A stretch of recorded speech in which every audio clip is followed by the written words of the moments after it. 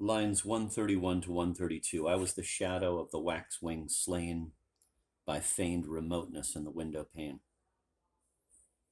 The exquisite melody of the two lines opening the poem is picked up here.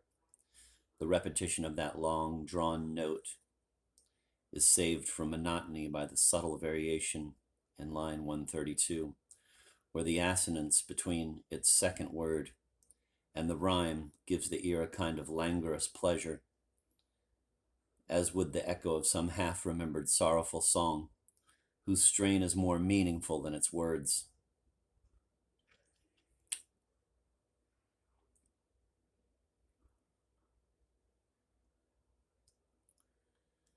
Today, when the feigned remoteness has indeed performed its dreadful duty,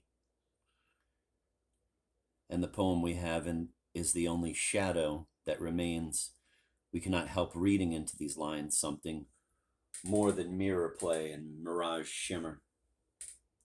We feel doom in the image of Gradus, eating away the miles and miles of feigned remoteness between him and poor Shade. He too is to meet, in his urgent and blind flight, a reflection that will shatter him.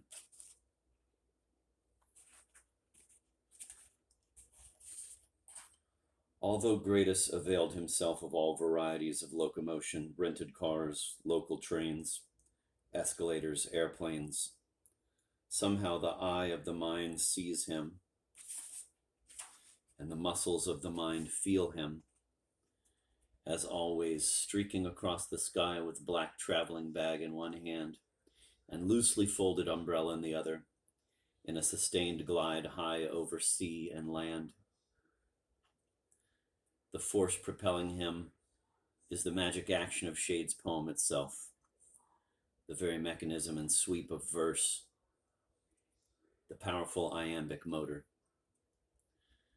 Never before has the inexorable advance of fate received such a sensuous form for other images of that transcendental tramp's approach. See note to line 17.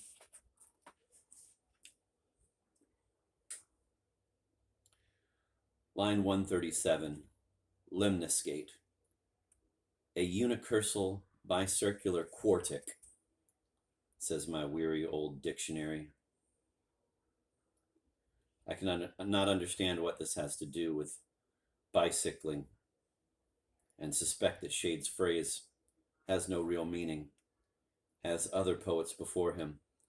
He seems to have fallen here under the spell of misleading euphony. To take a striking example, what can be more resounding, more resplendent, more suggestive of chorale and sculptured beauty than the word choramen? In reality, however, it merely denotes the rude strap with which a Zemblan herdsman attaches his humble provisions and ragged blanket to the meekest of his cows when driving them up to the Vebadar upland pastures.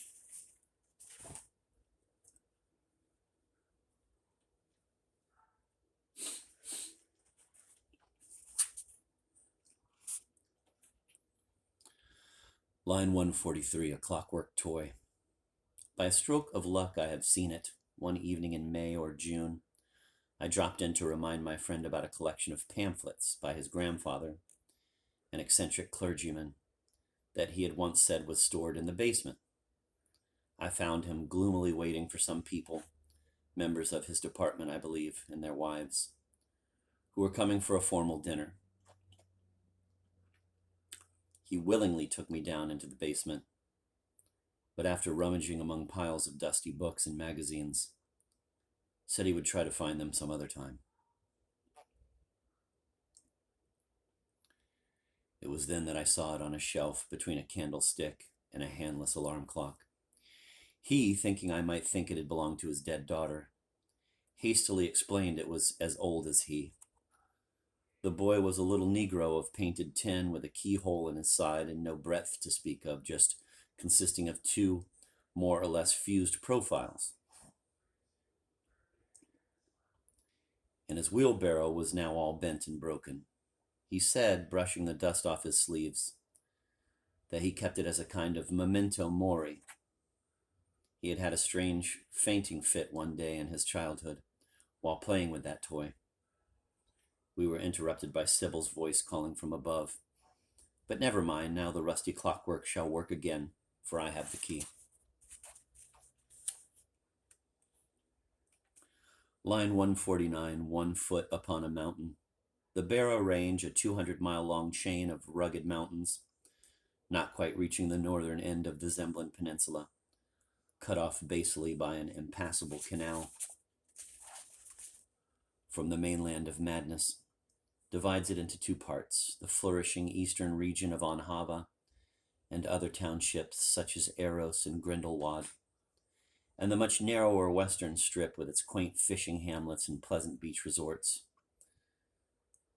The two coasts are connected by two asphalted highways.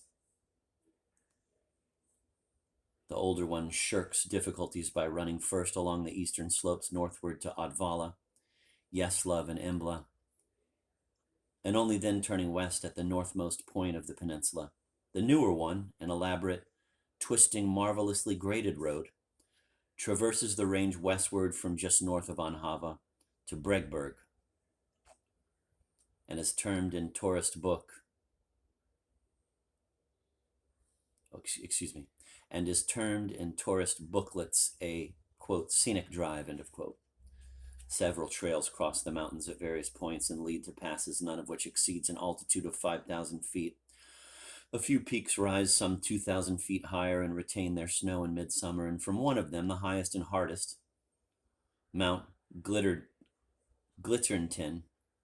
one can distinguish on clear days far out to the east, beyond the Gulf of Surprise, a dim iridescence which some say is Russia.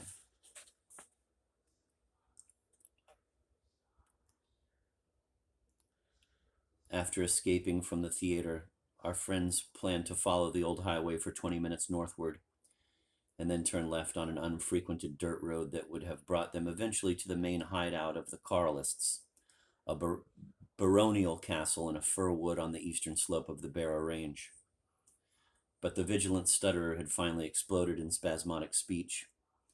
Telephones had frantically worked, and the fugitives had hardly covered a dozen miles when a confused blaze in the darkness before them, at the intersection of the old and new highways, revealed a roadblock that at least had the merit of canceling both routes at one stroke.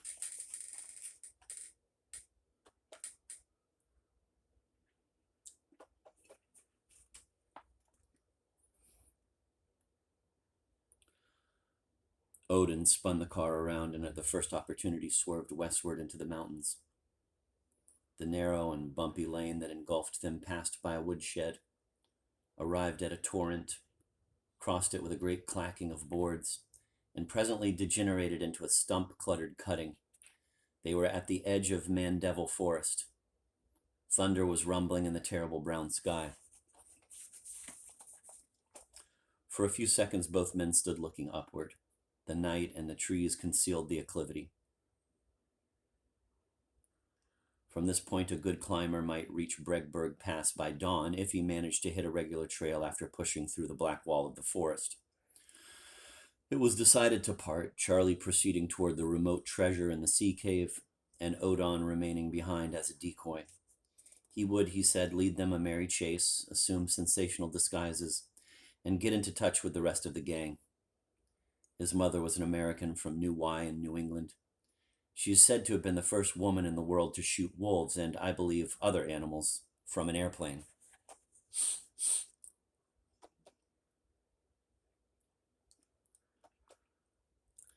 A handshake, a flash of lightning as the king waded into the damp bracken, its odor, its lacy resilience, and the mixture of soft growth and steep ground reminded him of the times he had picnicked hereabouts, in another part of the forest, but on the same mountainside and higher up, as a boy, on the boulder field where Mr. Campbell had once twisted an ankle and had to be carried down, smoking his pipe, by two husky attendants. Rather dull memories on the whole.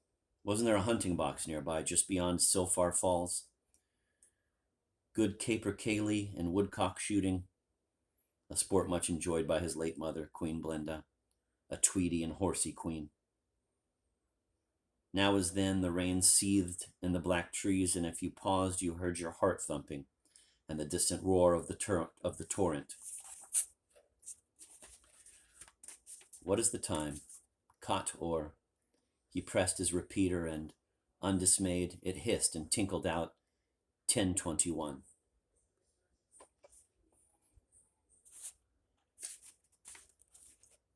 Anyone who has tried to struggle up a steep slope on a dark night through a tangle of inimical vegetation knows what a formidable task our mountaineer had before him. For more than 2 hours he kept at it, stumbling against stumps, falling into ravines, clutching at invisible bushes, fighting off an army of conifers. He lost his cloak. He wondered if he had not better curl up in the undergrowth and wait for daybreak. All at once a pinhead light gleamed ahead, and presently he found himself staggering up a slippery, recently mown meadow. A dog barked. A stone rolled underfoot. He realized he was near a mountainside Boer farmhouse. He also realized that he had toppled into a deep, muddy ditch